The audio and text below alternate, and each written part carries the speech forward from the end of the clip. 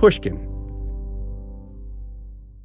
Hey there, it's Michael Lewis. Before we get to this episode, I want to let you know that you can listen to each episode of Judging Sam, the trial of Sam Bankman-Fried, ad-free by becoming a Pushkin Plus subscriber. And with your subscription, you'll also get exclusive access to ad-free and early bingeable podcasts, like Paul McCartney's new podcast, McCartney, A Life in Lyrics, Malcolm Gladwell's Revisionist History, The Happiness Lab from Dr. Laurie Santos, and tons of other top shows from Pushkin. Sign up in Apple Podcasts or at pushkin.fm/plus.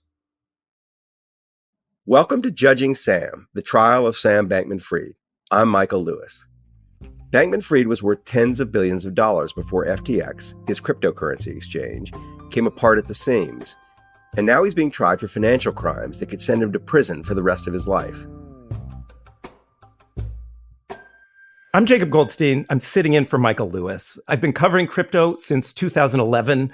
I host a Pushkin show called What's Your Problem, where I actually interviewed Sam Bankman-Fried before he got indicted. So I am delighted to be here today. It's week 2 of the Sam Bankman-Fried trial, and today was a very big day. Caroline Ellison, who of course was the co-CEO of Alameda Research and SBF's former girlfriend, she took the stand today. And Lidia Jean, you, of course, were there. Yes, I came to the courthouse bright and early, and it was a day that reporters were particularly excited for. There were a lot of us, and I interviewed a few as we were waiting for the court doors to open. And I'm going to play some of that tape for you right now. I'm Sam Kessler. I'm an editor at CoinDesk. What are you looking forward to learning from Caroline Ellison's testimony? Aside from the testimony itself, it's going to be really interesting to see the line of questioning that particularly the defense decides to follow. And they're also going to maybe touch on things around drug use and whether that makes her an unreliable narrator. All of that is going to be really fascinating to see. I'm Liz Lopato. I'm a senior reporter at The Verge. I am super curious about why she did this. I don't know that she's going to talk about that, but she didn't have equity, and the boys did. And I've had some, lousy ex-boyfriends in my time, but nothing on this scale. What's your name? I'm Kevin Dugan with New York Magazine. The sex. I want all the details. I want all the stories. All the spine-tingling kind of sensation of all the sex that happened in the Bahamas. Yeah, that's really what I'm looking forward to most. Lidia Jean, I don't want the details of the sex. Well, good news for you. There wasn't a lot of sex, and there was a lot of spreadsheets. What happened? I mean, this is truly a high drama moment, right? You have this romantic history, you have this executive history, and you have this alleged crime. So what's the Caroline walking into the courtroom moment? Yeah, so the courtroom was packed, and the prosecutor said that they were going to call their next witness, Caroline Ellison. You could tell the reporters were all really excited. Usually when there's an intermission, people start to talk, but no one was talking. Everyone was looking at the door. Someone whispered that it was a bit like a weird wedding since we were waiting for her to walk down the aisle. Very good. Someone went dun, dun, dun, and then the door opened, and she walked through. She was wearing a reddish, pinkish dress. She had on a blazer. She's really small. She's even shorter than I am.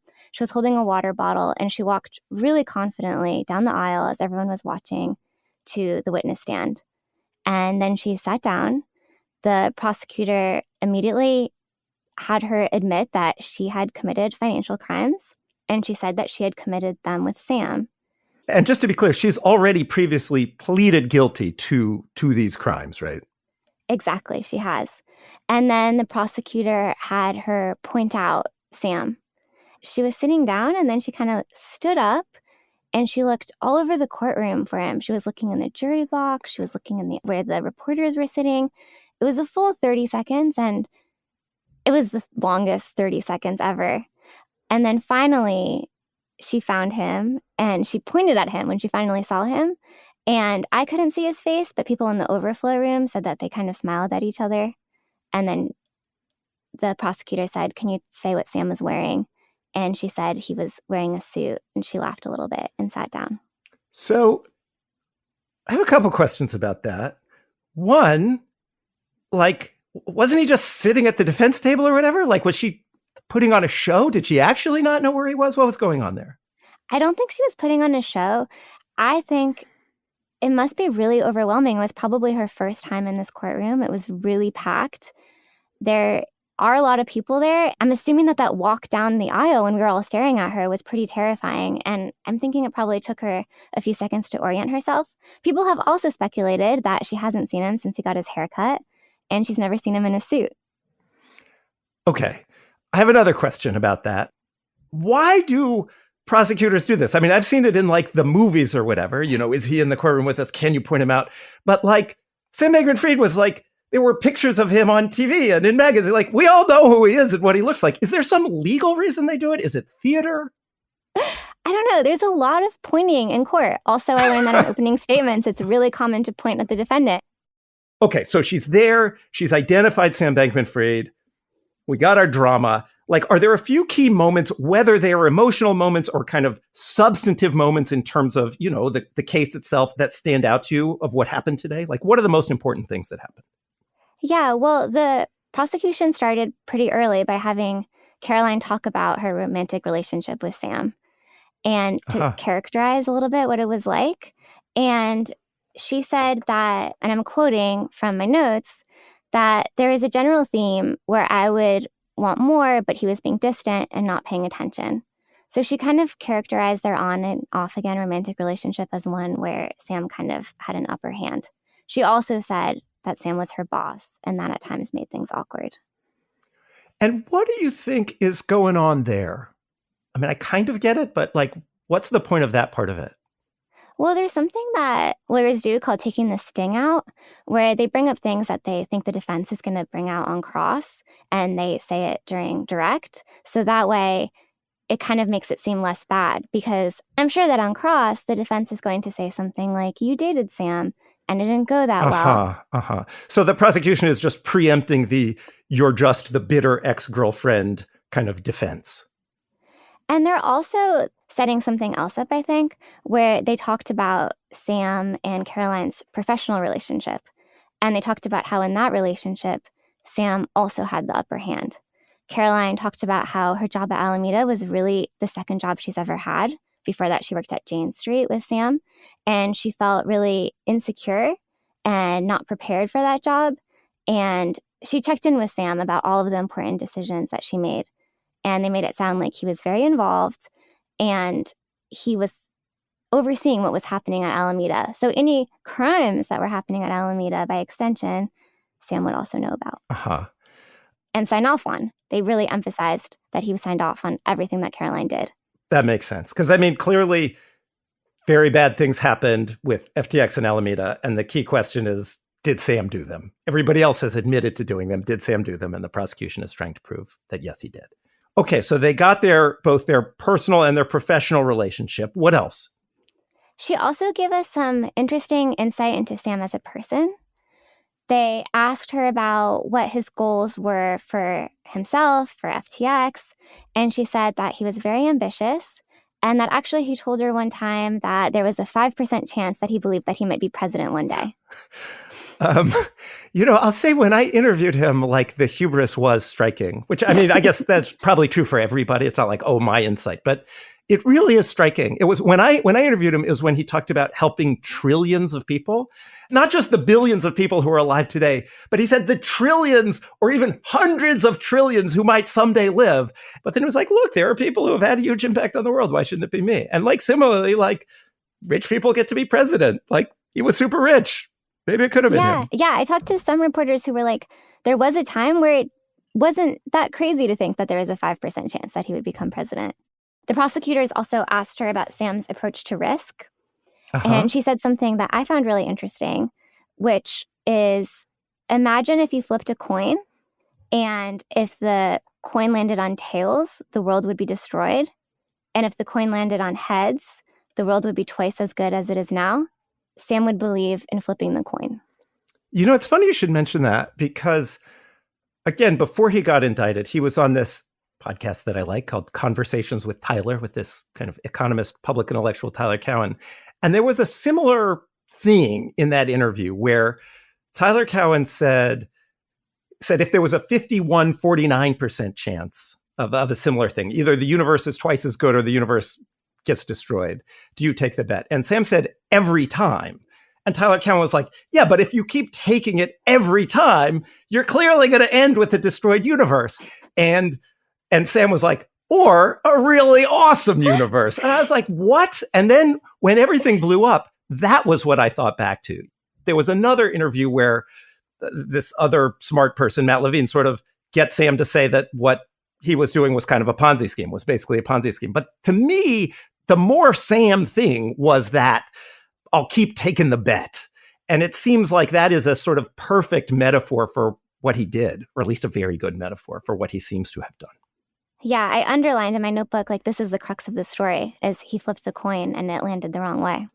For a while, it landed the right way, right? That's how you get to be worth many tens of $billions when you're not 30. I would never flip that coin. I would not only not flip that coin, I would leave the room, I would leave the house. That's why we're making podcasts. Low risk, low return. Presumably, the prosecutors called Caroline Ellison because, they're trying to convict Sam of a bunch of crimes. So, what was sort of the crime part of her testimony? Yes. Okay. So remember that the crime that Sam is accused of is using money that FTX customers thought that they had safely deposited onto the FTX cryptocurrency exchange, and instead investing it through his investment firm, Alameda. Caroline is the head of Alameda, and she said that when Alameda used FTX customer funds, it was at Sam's direction. Aha. So, that's the core. That's it. That's the thing. That's the thing, yeah. That's like a good portrait of the day. One of the things I've been interested in listening to the other episodes, the episodes you did with Michael and with Jacob Weisberg, was what's the jury doing? Who was asleep today? I find it striking that jurors are asleep. Were there jurors asleep today? How many? Was it the same? Was it the juror who works the overnight shift? I think the jurors, just like the journalists, were actually really interested in what Caroline had to say. And she also sounded, I had heard her in interviews before, and she sounded much more confident. I think her voice was deeper, so I wondered whether she got some voice coaching. And I wonder if that was part of why she was able to keep the jurors' attention. It was honestly a very technical testimony. They showed a lot of spreadsheets and balance sheets. And I was surprised. I kept looking over at the jury, but I personally did not witness a single sleeping juror today. That is a real testament to how compelling Caroline Ellison must have been. So how did the day end? Where did you get to in the trial today? The prosecution didn't finish asking Caroline questions, so they're going to continue with that. And then I think we're all really interested to see what's going to come out on cross-examination. I'm very curious to hear what comes out in cross-examination. We'll be back in a minute with one last thing.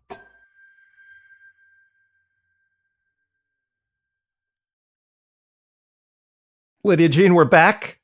Can you please give me one last thing? Our one last thing today is about Gary Wong's testimony. Okay.